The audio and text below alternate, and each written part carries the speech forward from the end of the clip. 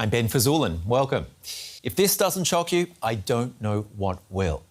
Donald Trump and Ukraine's President Volodymyr Zelensky have clashed at the Oval Office in the White House.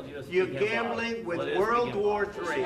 This is going to be great television. Now, this isn't an episode of The Apprentice, but what's this say about Trump, the deal-maker? A 1,000-strong crowd outside military headquarters. Police are now moving in, some of them on horseback, to subdue the protesters. Things are reaching tipping point here in Tel Aviv.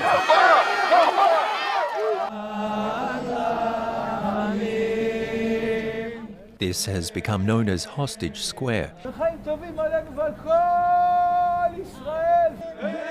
a place of prayer and hope that this first partial hostage deal happens. Progress is being made.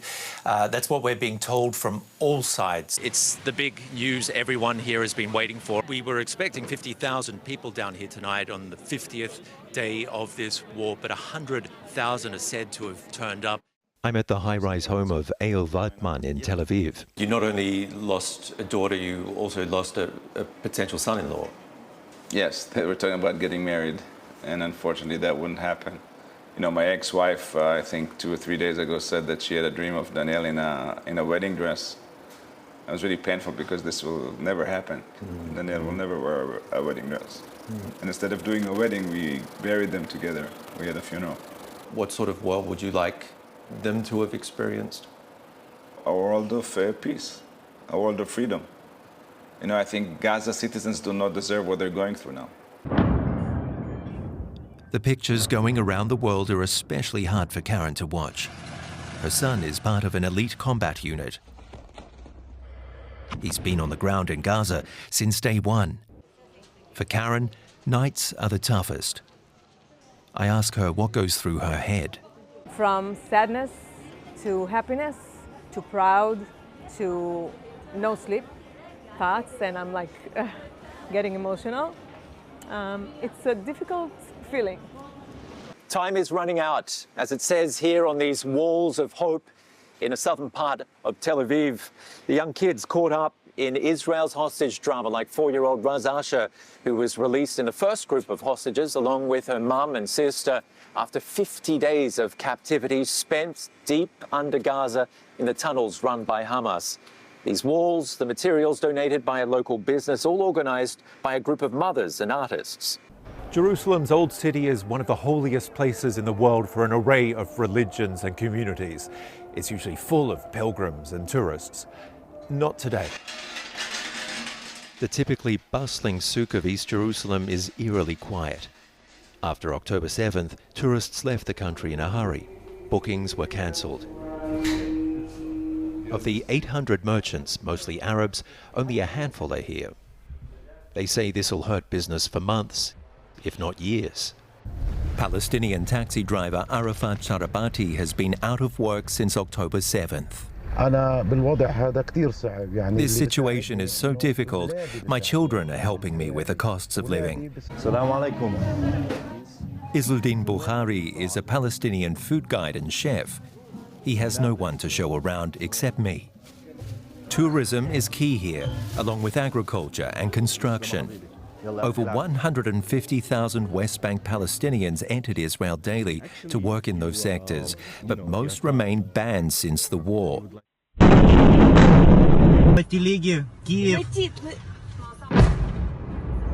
Germany is becoming a new home to thousands of refugees from Ukraine. Some have friends and relatives who've been anxiously awaiting their arrival, including me.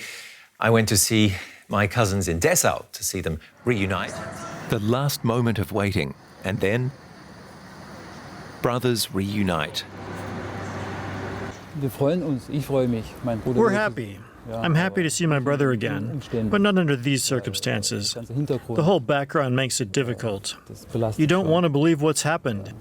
The tariff man is back in power. Hello to everyone in beautiful Davos. Trump, the deal maker, is on everyone's lips here, possibly holding off on those tariffs for the time being because they could have backfired on US consumers, making imports pricier, also making manufacturing locally more expensive if those tariffs had applied to raw materials, for example. And there's still talk of a universal tariff at the moment.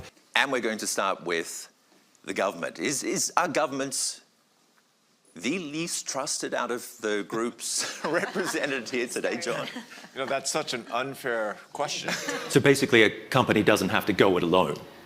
Don't go, please don't go it alone. So how do you turn around the talk on social media from hate speech, and which, as you point out rightly, is a small minority, but if a bot is involved, it suddenly becomes huge. How do you convince people that this is a basic human right?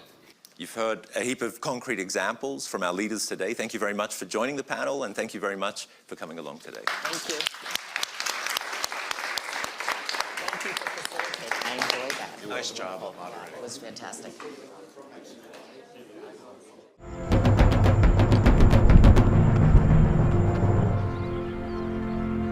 अभी कोई जानता नहीं है India में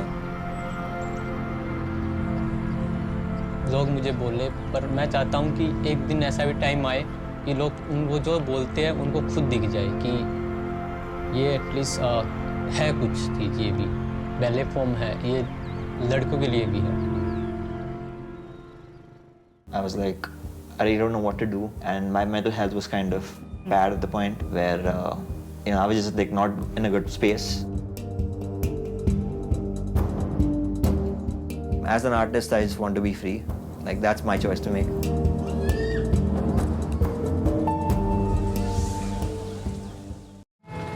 So, we can't leave everything up to tech?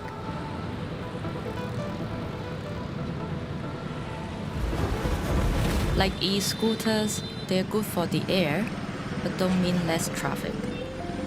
Ride-sharing helps, of course, but it will take more than that. I mean, I wish we could just live in balance with the earth.